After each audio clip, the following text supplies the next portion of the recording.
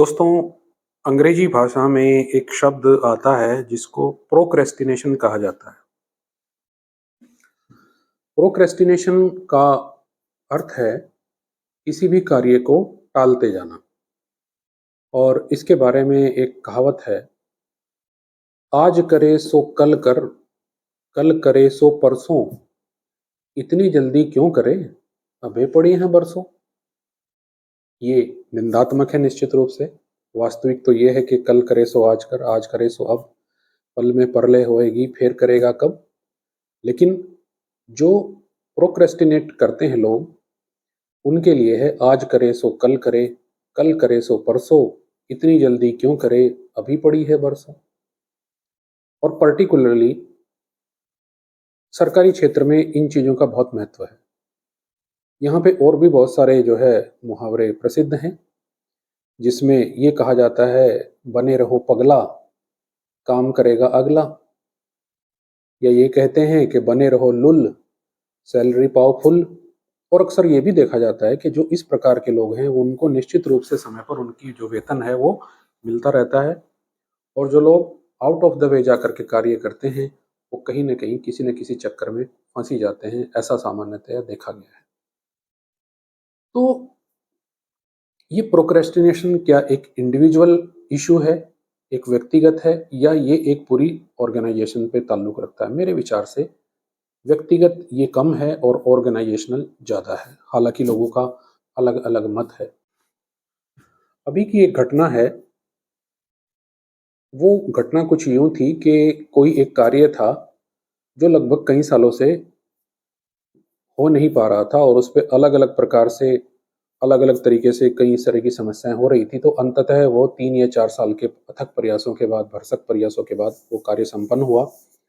और फाइनली जब वो नीचे के लेवल तक आया तो लोगों को बहुत दुख हुआ कि आखिरकार ये कार्य हो कैसे गया। तो उन्होंने एक बहुत ही स्पेसिफिक जुगाड़ लगाया। देखिए, सामान्यतः होता क्या है कि जब आप एक हिरार्की को देखते हैं, तो कोई कोई भी एक प्रपोजल जो होता है, वो एक लोअर डिवीजन क्लर्क या एक असिस्टेंट उसको मूव करता है। उसके बाद उसका सीनियर असिस्टेंट, उसके बाद उस सेक्शन का ऑफिसर या ओएस, उसके बाद फिर वो जो है डिप्टी सेक्रेटरी के पास जाता है, फिर स्पेशल सेक्रेटरी, और फिर प्रिंसिपल सेक्रेटरी के पास जाता है। इस प्रकार से एक हिरार्की होती है। और सेम यही हिरार्की जो है नीचे के लेवल पर भी होती है, जहाँ पे डायरेक्टर होता है, डिप्टी डायरेक्टर होता है, प्रिंसिपल होता है, मेडिकल सुपरिंटेंडेंट होता है, डिप्टी मेडिकल सुपरिंटेंडेंट होता है, अपर डिवीजन क्लर्क होता है, लोअर डिवीजन क्लर्क होता है।